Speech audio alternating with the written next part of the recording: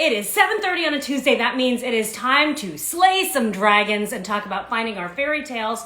And today I have a couple letters to throw out. So I started shortening Find Your Fairytale when I talk about it on text to my friends and the folks I'm planning things with, because Find Your Fairytale takes a long time to text.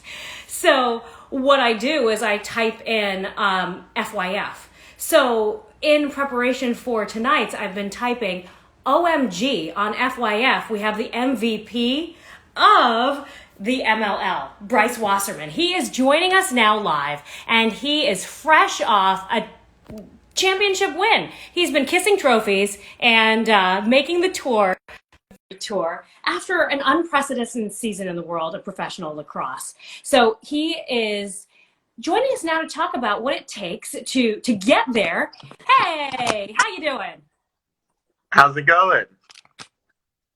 It's going great. Thank you for carving out some time. I know you juggle, lacrosse and law, and now we're squeezing in a little fairy tale. Yeah, I'm excited for it. Can you hear me all right? Everything all good? I've got you propped up on a textbook and my laptop, so I'm making it work. Isn't that the way of the world right now? The way that we connect is I play with mine too. It's falling off my little tripod. Everything is slightly askew. We're a little bit out of focus. It's just how the world feels. And you guys just had a crazy season playing not in front of a live crowd of cheering fans. So you reached this huge pinnacle. Tell me how you feel right now to have taken home the trophy. Yeah, it's a dream come true, right? I won a championship in college, which was amazing, up at Monmouth University. So I had a little bit of a taste of what a championship was like, but it was a conference championship. It wasn't a national championship. So I think kind of that crown of the best in the world was kind of something that I was searching for, and something that was a goal of mine when I got to the professional ranks playing lacrosse, and didn't have the chance my first 2 years, never even made the playoffs my first 2 years. And then down in the bubble with the Boston Cannons, I mean, we assembled quite the all-star roster. So we knew that the pressure was on us to get things done, and kind of our expectation was championship or nothing, right? So once we got to that game on Sunday on ESPN and all that, I mean, it was all the butterflies, all the nerves, but winning that game was something that I'll remember forever. Kind of having that chance to lift the trophy and be the best in the world was something that I won't soon forget. Boston obviously is near and dear to my heart. I lived there for years. I went to Boston University. It's where I spent the bulk of my career as a reporter and anchor before I moved down here. And then Quincy, where you guys practice, was home for me for many years. So it means a lot to me to be able to connect with somebody who's bringing essentially a place that feels like my hometown a lot of pride. What do you think people don't understand about the world of professional lacrosse? Because you think pro sports, a lot of people just think of like, okay, football, baseball, basketball, and they don't necessarily think, unless you're an avid sports fan, that there is this whole world out there, whether it's Olympians or these other professional sports leagues where you guys are juggling a lot. You are pro athletes, and you're also, aiming for a career in law. Yeah, so I think that that's something that people don't really know about professional lacrosse. I'm sure that there's other pro sports that are the same way. I don't know which ones they are. All my friends are either in the NFL or MLB, but I know for pro lacrosse, it's definitely an interesting dynamic because, like you said, we're all kind of juggling a second career. Even the guys who are full-time lacrosse in the league, they're coaching or they're running a club team, which is a business in itself, right? So no one makes their full-time living just off of lacrosse. Me personally, like you said, I'm pursuing my law degree down here in the beautiful state of Florida at the University of Miami. Couldn't be more excited about it. I just started week 3 of year 2 down here. So yeah, I think that's something very interesting, right? It's definitely an interesting locker room dynamic because we'll all just kind of show up in the normal summer, not in the bubble like we were, but so strange, yeah. Right. Normally you show up on a Friday night, everyone just had their week. Hey man, how was work? You ready for the game? You read the scout, you watch the film, everything like that. We practice, get loose, and then play the game, hang out after, leave on Sunday, and get back to our normal lives, right? I mean, there's some guys in the locker room who go straight from Wall Street to a professional lacrosse game and then right back. So I think it's one of the most interesting dynamics. And I mean, I don't think it's anything to look down on by any means, because I mean, you want to think about the start of football. I mean, football started what, less than 60 years ago, and a lot of those guys, I mean, the Green Bay Packers, they had second jobs when the NFL and Right. the AFL first started, right? So I think that it's kind of something that we take a lot of pride in, is kind of being like the first batch of pro lacrosse players doing everything we can to make it work and kind of put a good product out there so that one day maybe my kids will be able to play lacrosse full time. Yeah, I think that's one of the big things that I'm digging into with this whole series is talking about how you juggle and balance, the passion projects or the thing that drives you, the thing that you love the most. And obviously, since you were young, you wanted to do this. And then how we balance that with making a living and paying the bills and just finding that joy, that happily ever after. And when I saw that picture of you, just kind of making out with a trophy. You were kissing a trophy.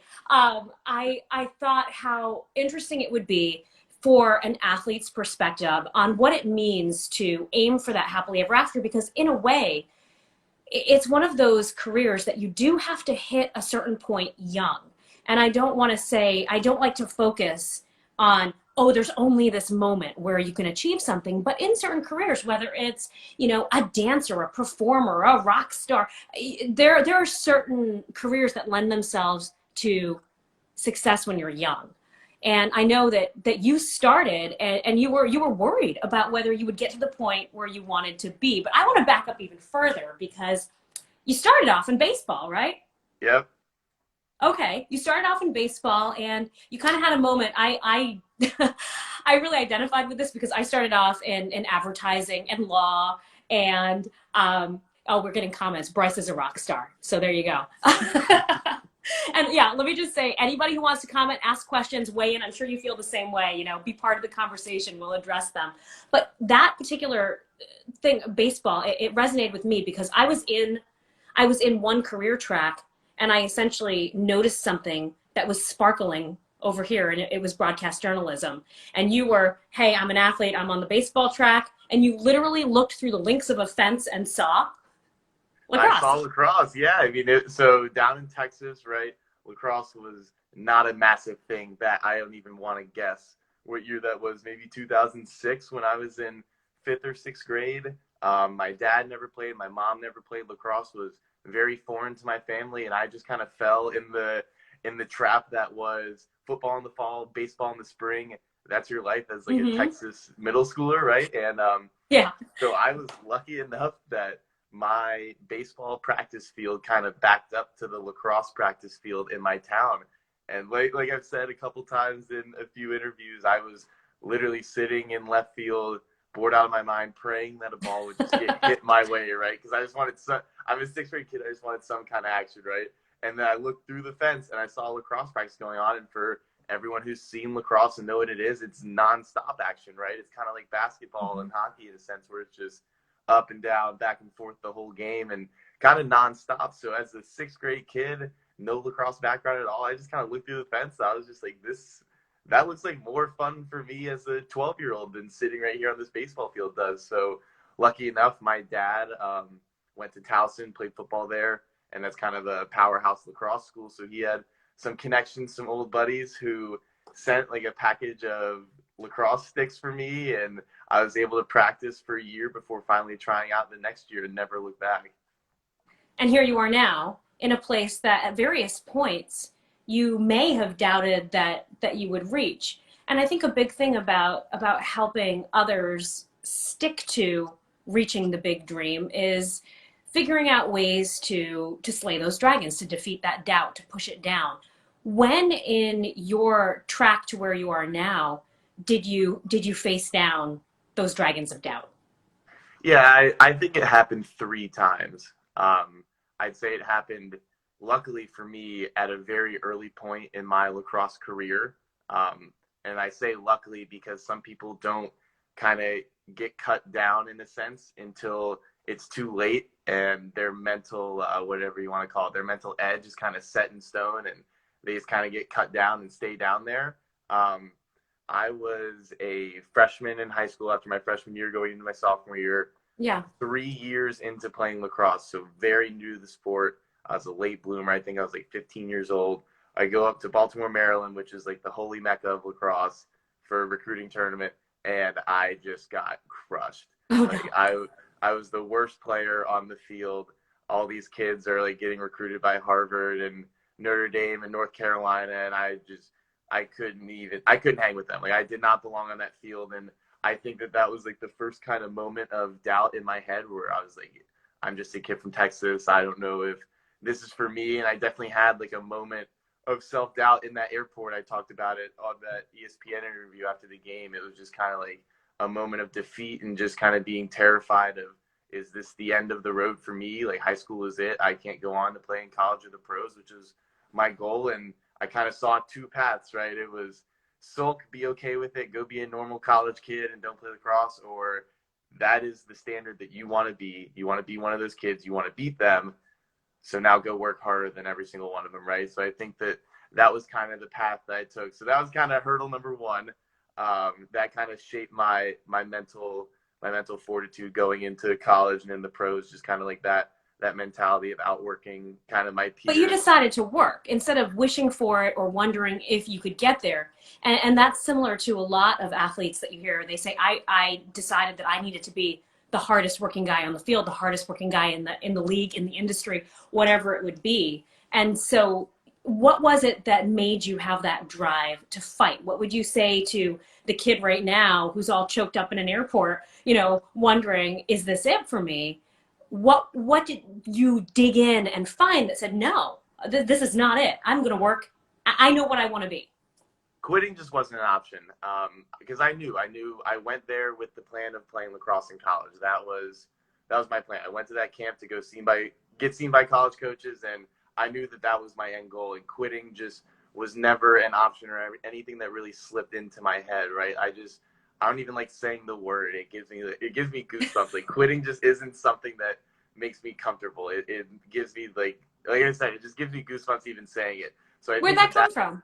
I honestly, I don't know. You're just wired. You're just wired to not quit. I think so. I refuse to take no for an answer. That's kind of always that's always been my thing. So yeah, I think just like quitting's never been in my vocabulary.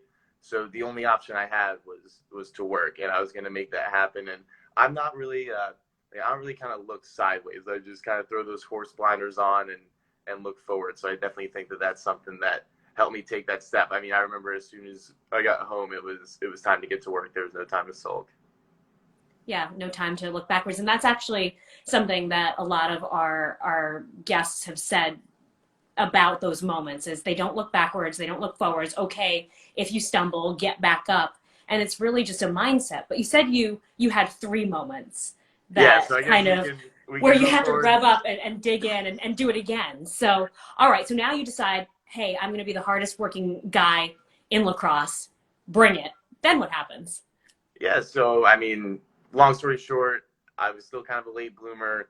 Recruiting process was slow. End of my junior year fall, I committed to Monmouth University to go play lacrosse. Brand new program. I actually committed before they even had a team. Okay. They had announced the D1 team for 2 years from then, and I committed after that announcement. So I kind of committed to something that didn't really exist. That didn't exist yet. You're like, all right, leap of faith here. I was just like, I'm ready for it. So I get to Monmouth, my freshman season. I actually ended up playing every game as a freshman, had some good success, and then in the last regular season game before the playoffs, I tore my ACL in the first quarter of the game. So that was my first really serious injury as an athlete and as a lacrosse player. And I think that was one of the defining moments too, more so than in high school, because I think that injury took the game and everything I loved away from me without an option, right? Like there was no mutual decision. Yeah, like I'm done here. I don't want to play this fall. Right. Whatever. I mean, this was an external circumstance it was nothing about your emotional commitment or, psychology behind it. This was a physical injury that could have sidelined what you had resolved to do. Right. So everything got stripped away from me and kind of yanked out from under my feet without my say. And this was the first time from when I first picked up that stick in 6th grade that I was kind of forced to be away from the game and away from my teammates and away from working out and shooting and playing wall ball and things like that. And it kind of showed me, it kind of woke me up in a sense that this is not forever. And one day again, it's going to come when it's done. Mm-hmm. No say of mine, whether it be my last college game. I didn't know I was going to the pros at that point, my last pro game, another injury or something like that. Like one day, and my dad always preached this to me since he played college football, that last play is coming and you have no idea when it's happening. And of course, as a younger kid, you always think like, oh, it'll all be fine. Like that's for older people. And so I think when that injury happened, it kind of was that eye-opening experience. Like that last play is coming no matter if I'm ready for it or not.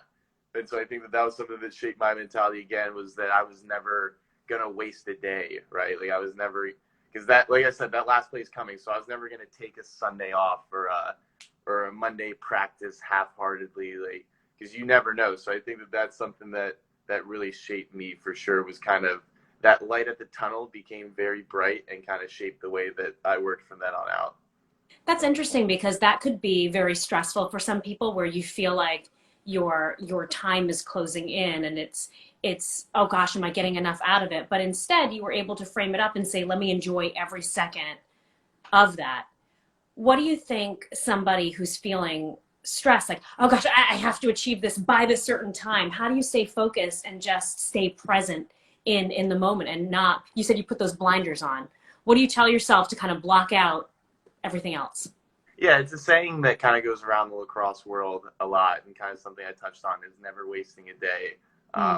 So I know I'm in law school, but just like simple math here, if you get 1% better every day of the 365-day calendar year, you're 365% better than you were at the beginning of the year, right? So I think that that's something that really shaped me from that moment on, was kind of take advantage of the day that you were in and get 1% better than I was when I woke up.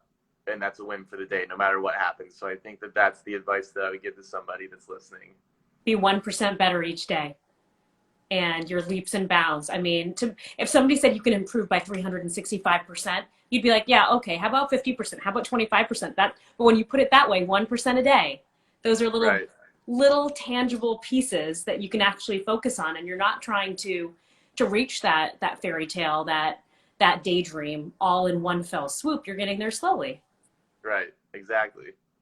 So what was number 3? Okay, so number 3, I guess another long story short, I play my 4 years at Monmouth, have some good success as a team and individually, win the conference championship. We're top 20 in the country my junior year, blah, blah, blah. My senior year, have another good year. I get drafted to go play in the pros. I get drafted second to last in the 7th round by the Denver Outlaws. And I actually never got suited up. I never even got called in to practice with them. So it was another one of those moments, like the injury my freshman year, where it was, okay, this is kind of it without my say, right? So I think that was pretty devastating for me. That's not the third thing that happened. The third thing was I finally get cut by the Outlaws to go re-sign with the Ohio Machine to get my first shot as a rookie.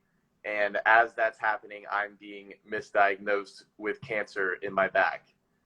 And so it was, That's not a health scare. That's like a complete and utter, let me reassess everything I thought I knew about what my time on this planet is going to be. So misdiagnosed. So what do you do in the time frame where you think this is real? Yes, so it was Wednesday.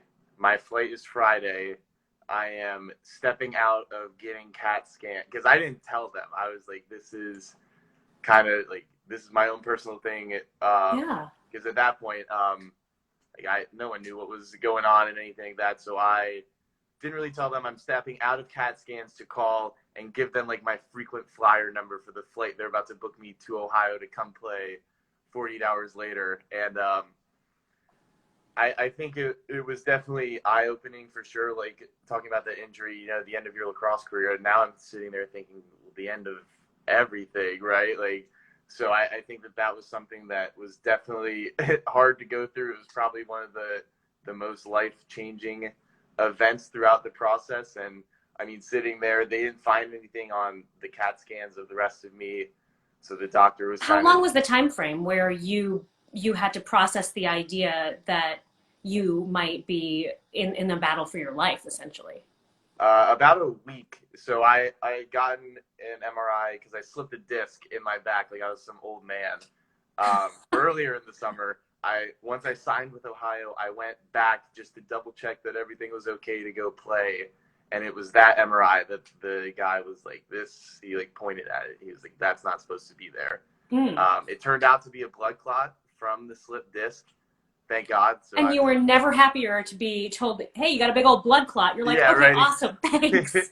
Exactly. So I think that, but I mean, I went to that airport and played that first game thinking that that was it. I mean, the doctor was just kind of like, you shouldn't go play. I'm not going to tell you not to go live your dream, but you shouldn't. And then I just kind of went, right? Like I worked so hard, especially after getting cut. All I wanted to do was just go play one game of pro lacrosse. That was all I So wanted you to went do. and played before you knew that you didn't have Yes. cancer. And then everything got confirmed after that it was, we sent it to someone else, a neurosurgeon, and it was a blood clot. So everything was fine after that. But yeah, leading up until that point and in that first game, it was definitely a roller coaster. And then after that, I was kind of able to exhale and settle into my role as a pro lacrosse player. So I think that just shaped me the same way that the injury did, right? Like I'm not wasting a day that I have here, because I mean, the reality of everything is that one day that will be real, and like that will kind of be like my sit down with a doctor saying that, and it will be real. So I think that that's something that shaped me not only on the lacrosse field but just in life in general, that like a day I have is not getting wasted. Yeah, not a day, not a minute, and each one you can make yourself better to reach that big goal. And then, I mean, this year, this is huge. Did you get to travel around and kind of have a little bit of a victory tour? So that it is on hold right now. We're Yeah. gonna fire up the Thanks, duck boats. pandemic.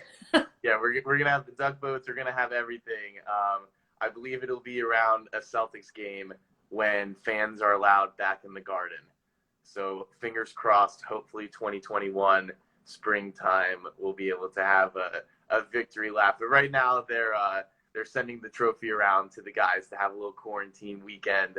I don't know when my weekend is. I can't wait, but the trophy will be here in Miami in the coming months. So I'm excited about that. You get it sent. You get to spend some quality time. Yep. And, you know, MVP with the trophy, too. That's pretty special. When you found out that you had earned that honor, what went through your mind?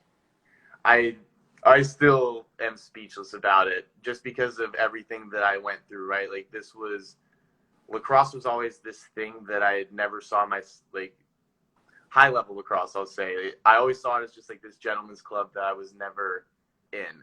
I was a kid from Texas. I wasn't very good. I went to Monmouth, which isn't a blue blood school like Notre Dame or Cuse or any of them. I was the second to last pick, right? Like every step I made in the ladder moving up from high school to college to pros, I still felt like I was on the outside looking in.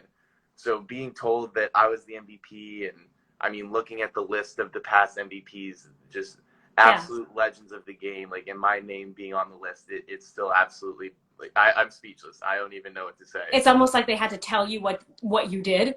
You're Right. like, wait, Yeah. me. And Yeah, everybody exactly. else can see, you know, how valuable you were. But what were some of the things that they said you brought to the table? And does it tie into what you went through? The fact that you have such a keen sense of how temporary something may be, that you want to make the best of it.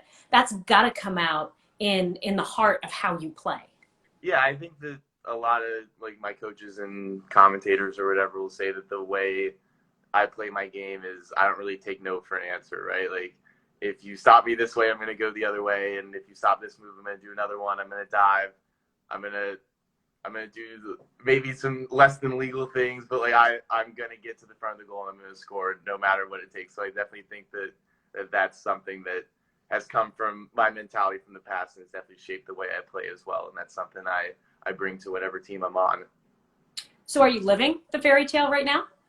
I would say so. I mean, I think so too. Yeah, this is as good as it gets, right? I mean, the championship, the MVP, being able to celebrate that, being able to go home with my family and have that chance to be with them, and then coming back here to law school, I mean, I still haven't come down from it. Like, it's still hard to open my textbooks because I'm just like, oh, we did it. Like, I'm still on cloud nine, so it's definitely been fun. Why law? How does that, does that kind of scratch the same itch as lacrosse? It can be competitive. Yeah, exactly. So I think that's something that really got me into law. So I was a finance major and legal studies minor in college, but I always just gravitated to my law classes more because it felt like a game, right? Like you said, it's competitive, as you know. It's my work versus someone else's work, and it in law, it's not like sports where you're talking trash or cheating or anything like that. It's kind of black and white, but still, to a point, it felt like a competition and a game to me in a sense. And I think that's really, it kind of scratched that competitive itch, right? Like it's something that I really gravitated. I'm picturing you like a movie TV style lawyer who's always getting kicked out of the courtroom by a judge for being the rule breaker here, because you're like, nope, don't take no for an answer. Right. But no, I can definitely see that. And I think that it's interesting when your passion and the talent and kind of the dream, can play out in a more professional sphere as well. What would you tell somebody who's picking their career? I mean, you're young, you're starting out. And so there are kids right now who are graduating and thinking, okay, what should I be? And does that have to fill my heart and soul? Or is it just a way to pay the bills?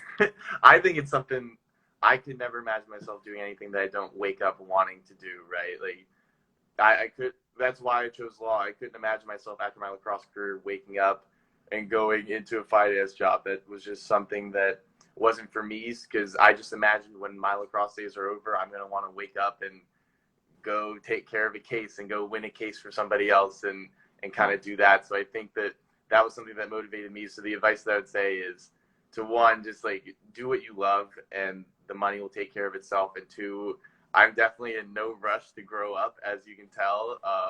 Kind of extending my days as a college kid down here in Miami. It definitely could be worse. So I'm in rough life. You just won a championship. You've got a trophy heading your way, and you're in Miami. So all we have to do is get rid of COVID-19, and I think things are looking pretty good for you. We're all good. Oh, I have to ask you, what's your favorite fairy tale character? Do you have one that you remember just loving when you were a kid, or even one now that you're like, all right, I like that story? Yeah, I mean, I'm a big Disney fan. One that I was kind of thinking about before this interview was Hercules and that story. By no means was I destined for Mount Olympus in any way, but I think like his fight to get to that goal that he wanted to get to is something that I definitely gravitate to for sure.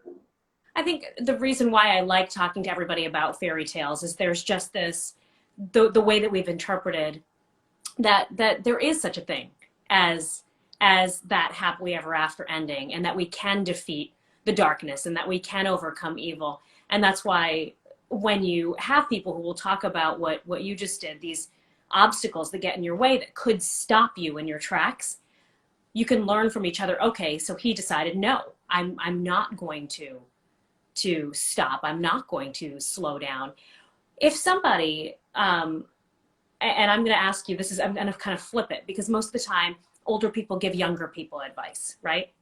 So you are clearly not an older person. What would you tell an older person who thinks that maybe they're looking backwards and they're saying, man, I didn't get to play pro sports. I didn't get to be that musician. I didn't get to live in that country. What would you tell them? Think about what you would tell yourself, years from now, if you were going to regret something. Yeah, I think one of the qualities that I have is kind of this short-term memory loss and being able to forget things quickly. And my parents might say the opposite. I definitely kind of hold on to mistakes and grudges and things that don't go my way. I might hold on to them a little bit longer than I should, but I do like to forget about things and wash bad things just kind of out of my mind, like just completely erase my memory. So if I was going to talk to an older person in that situation, I would say pretend that you just got zapped by the little the Men in Black thing, the mind eraser. Never happened. What are we going to do now? Yeah, exactly. This is day one of the second part of your life. And now going back to the thing I said at the beginning, right? Like, now don't waste a day. Like the clock is ticking. You only have a certain amount of days left, and you don't know how many that is. Like, don't waste one. Go out there and go do whatever you want to do. And you have this competitive spirit too. You say you even like the idea that law, whether it's lacrosse or law, there's a win or a loss. There's a fight to the finish. There's a scoreboard at the end. At what point do you ever find a competitive spirit to be dangerous? I mean, sometimes you can sit there and it's a way to compare yourself to other people, and you can say, they have that, I don't have this. Competition and a competitive spirit can go dark, or it can be incredibly positive. How do you keep your competitive spirit on the positive side? Yeah, I think that's tough, right? I think you may have actually just described me to myself. Like, I think you're very right. Like, I think that like that competitive spirit can form a stubbornness in a sense in yourself that it kind of can lead you astray. And I think that one, you have to know when you're wrong, especially myself. And for two, kind of with the like when you're wrong, and then when you're kind of comparing yourself to others, I think that is like the death sentence to a happy life, is kind of comparing yourself and comparing what other people have and what other people do. So I definitely need to stay away from that myself, because if you want to be happy, you just need to be the best version of yourself, right? And like we've been talking about, make yourself 1% better, not 1% better than the person next to me or the person to my right. It's 1% better than myself. And so I think you make a good point. I was not ready for that. You need to, compete against yourself, but in a healthy way where you don't punish yourself for the day that maybe you don't get a little better, or you get stuck, or you even go backwards a little bit, So Right. it's best version of yourself is the goal. When you think about sports and the importance of it, you obviously started, you said you were how old? You were in 5th grade when you started? Yes. Yeah. How important do you think that is to shaping your outlook? Not everybody has that fighting spirit. Yeah, I think that, I don't know. I was very lucky, like I said, that I kind of got started at a young age with my mentality, both with the events that happened and just kind of how I was raised by my parents. I don't think that it's something that you're born with, though. I think that everybody kind of has it in them, and you have to bring it out yourself. So I don't think that it's a trait that I have and someone else doesn't. I think that you just have to find something that motivates you or kind of takes you to that place where it's fight or flight, and then you kind of bring that part of yourself out of you. Let's talk about lacrosse and how that plays out for you in lacrosse, because anyone who knows me knows that I'm not awesome at sports in any way, shape, or form. It's amazing if I have motor skills at all and don't fall down and trip over my own feet. I mean, it started when I was a kid. Like, once I caught a kickball on the playground, and the whole playground stopped, and they were like, "Bonnie caught a ball." I mean, that's where I'm coming from. So I have so much respect for a simple like any athletic skills, let alone somebody who's gone pro, let alone somebody who's won a championship. So I want to just hear a little bit more about the game itself. You said you were drawn to it because of the speed. What does it take in terms of workouts and cardio and strength training? And how do you find the time to fit that in when you also have to be studying, living your normal life? Right. I mean, so lacrosse is a very interesting sport because not only do you have to be able to run for the course of a 2-hour game, right, and kind of have that long-term endurance like soccer, you also have to be able to sprint like football and basketball in the short amount of time that you have in the possession. So we have a 60-second shot clock. So I've got to be ready to do 60 seconds on, 60 seconds off for 2 hours straight, essentially. So that's kind of how I train. I really try to focus on getting my lungs back in me. That's something I like to focus on, is how quick I can catch my breath and be ready for that next possession. And like you said, it's definitely tough balancing schoolwork and my textbooks and working out and lacrosse. And I mean, you just kind of have to have 2 hats essentially, right? Like I have my to-do list, and it's like my school to-do list and a lacrosse to-do list. And I just kind of have those 2 separate parts of my life, right? And I think that that's something that helps me like balance my life and kind of think like, okay, from 7 to 10 in the morning, I am lacrosse. From 10 to 4, I am school. From 4 to 6, I'm eating, and then whatever after that, right? So I You have to be think really regimented. Yeah. I think discipline, I mean, for whatever you're trying to achieve, the most successful people that I've talked to, they use every hour in the day and right. they use it effectively. And yeah, that can involve relaxing, but it's not relaxing dot dot dot deep into the evening for however many hours happen to span by. It's all right, I'm gonna, chill for an hour, but then I'm gonna do this and that. The actual win. Can you take us through some moments in the game a little bit where, okay, you start thinking as a team, we can do this. And then obviously, you were named MVP. So beyond what you brought throughout the season, there had to have been some head turning moments that really got people's attention. Yeah, I mean, we jumped out to a real quick start.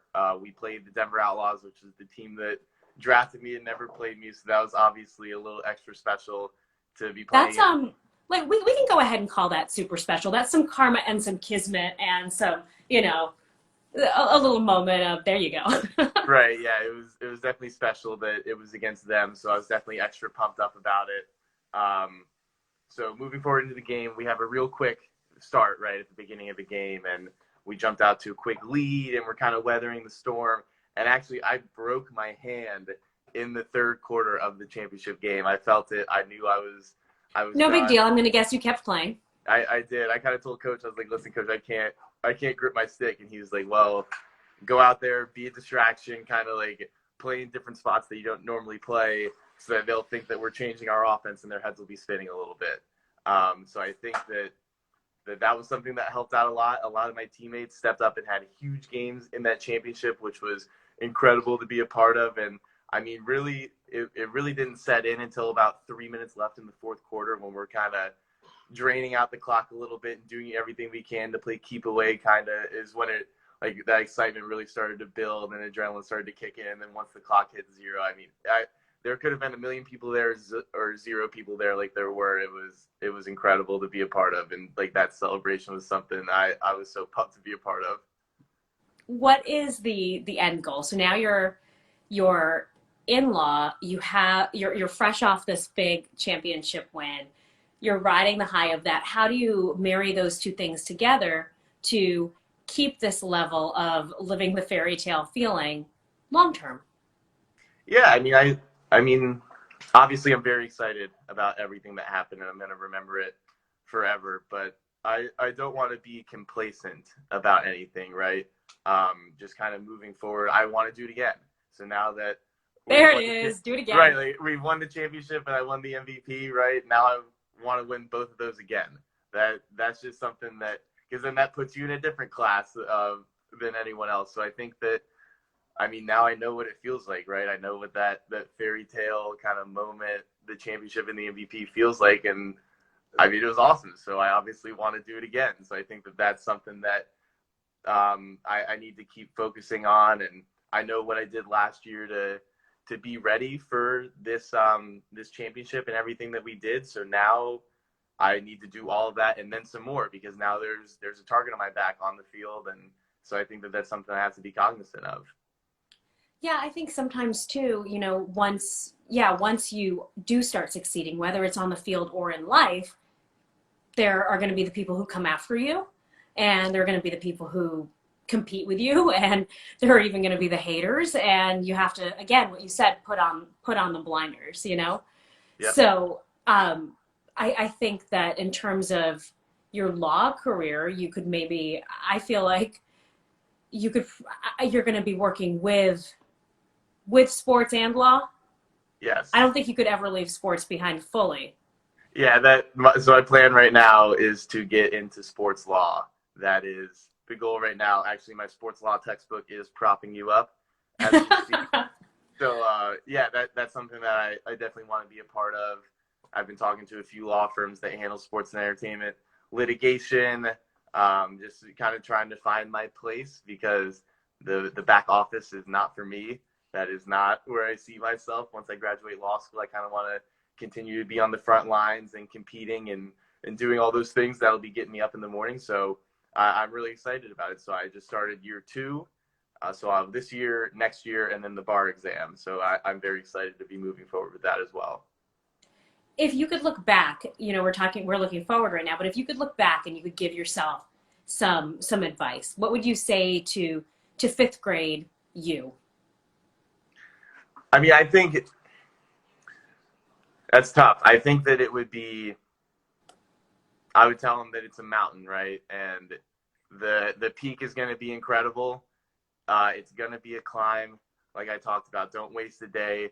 And I would just say, don't look up, right? Just like keep your eyes right at your feet and just keep trudging. And like you're going to get there one day, right? And it's going to be tougher some days than other days.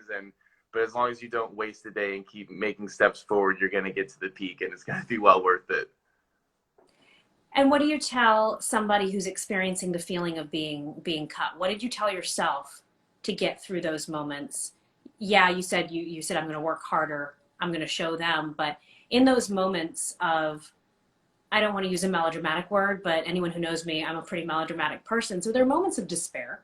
It's a flowery sort of word, I suppose, but there is a feeling of devastation and despair when you get shocked that something that you worked so hard for didn't come through. How do you turn that around?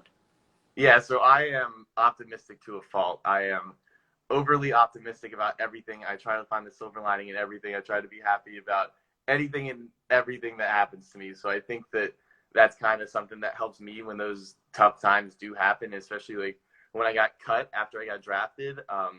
The thing I told myself was I didn't like hang out my stick or hang up my cleats. I actually went back out and shot more because I kind of thought my chance is going to come. It's not with Denver, but it's going to come. And I need to be ready for when it does. So that was kind of like my optimistic twist on the whole situation. It's kind of playing with the broken hand, right? You might not Right. be able to grip the stick, but you're going to go out there and run around in some other way until you figure out what's next. Yeah, exactly. Well, I think it's just awesome to get a chance to talk to you. And it's always interesting when someone so young is so much wiser than yourself. So I appreciate your insight, because just the things that you went through and the spirit of saying, you know what, life is temporary, and the good moments are temporary, so you better live them to the fullest. And the bad moments are temporary, so let's squash them as fast as we can. Forget them. The men in black's gone. Yep. I love all of those things. And if you were to say to somebody, if you can finish the sentence, how do you find your fairy tale? Can you sum it up? I would say go make one yourself, right? Like that. It's funny. It's a quote. I heard it all throughout like middle school and high school. It was kind of something that was said on the football field, or I don't know where it came from, but it's good things come to those who wait, but only what's left by those who hustle. So it's I like that. Like go, like you want a fairy tale, Go get it. Go get it. Like that was kind of something that I always thought about. Like if I wanted to do this on the lacrosse field, or if I wanted, or we'll do it to law school now. I've talked about lacrosse enough. Like if I wanted to get into law school, I wanted to come to Miami. I knew I wanted to be here. I knew I needed this LSAT score. It wasn't just gonna fall in my lap, right? Like you have to go get it. So I think that's what I would say to like someone who wants their fairy tale is go make it happen, right? Like write it, do it. Maybe besides Sleeping Beauty, that's the only fairy tale where laying on your back got you what you needed, right? Did it? Or I feel like there were dragons involved and thorns growing up. Right.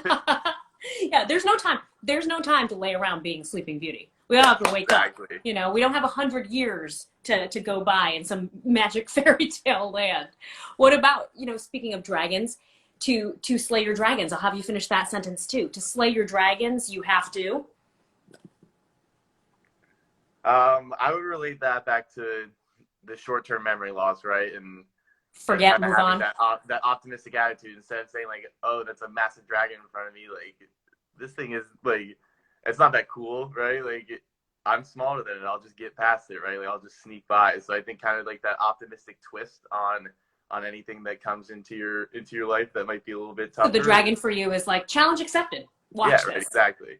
Yeah, I like it. Watch me. Well, I'm so excited that you guys will get your duck boat tour. For anyone who doesn't know what that is, Boston likes to roll out these duck boat parades for all of our championship teams. And it's a really cool honor. And I think that's going to be a new experience for you, right? Yeah, I've never even been to a duck boat parade for a New England team. I've seen all I've of covered them. so many, and the crowd, you are going to love it. I can't wait. I've seen all of them in the parades and the fans and everything. So I am very excited and very much looking forward to that. That's the cool thing about, the crowd that you didn't have when you were playing, because that's a strange thing. I mean, you were playing in an echo chamber, in a sense, in a vacuum. You don't get to feed off that energy. Was it really missing, or were you so focused on the game you weren't even aware of the fact that it was strange pandemic sports? It definitely was missing, and you kind of block it out in a sense, but when crazy things would happen, you kind of look around. It was a little eerie at points, but you did your best to block it out. So I'm definitely excited to actually have human interaction with the trophy. That'll be a lot of fun. Yeah, well, it definitely will. And all that energy that you pour into playing, you get back from the cheering crowd. And it's kind of cool in a sense that instead of tapering down and then moving on to, like you said, when you do it again, Yes, when exactly. you win again, when you're MVP again, instead of having that lag time, you actually get to look forward to another celebration. So it's almost like, the birthday party that never ends. Yeah, exactly. Just celebrate. It's like birthday month. It'll be an annual thing, hopefully.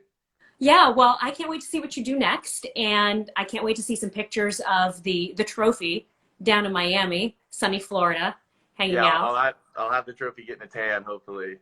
Definitely out on the beach, trophy with a mask. Yeah. Congratulations. Thank you for spending some time with us, Bryce. I'm going to follow everything that you guys do next. And I'm excited that the home practice field is in, a place that's always going to feel like home to me, which is Quincy and obviously Yep. Boston. And now my new home, Florida, is a fun place. You're going to have a ball. Thank you for having me. This was awesome. I really appreciate it. You got it. I'll see you soon with the trophy. Thank you. Bye. Good night. All right, everybody. Thanks so much for tuning in. So that was Bryce Wasserman, and it's always fun for me to talk to somebody who's done something that I could never even dream of doing. So to be a professional athlete, to be a pro lacrosse MVP, win a championship, and be that young and that positive and that able to say, you know what, there is nothing that's going to stop me is really, really inspiring. So, you know what? Slay your dragons, find your fairy tale. We're going to do it all again on Thursday. I can't wait to see you then. Good night.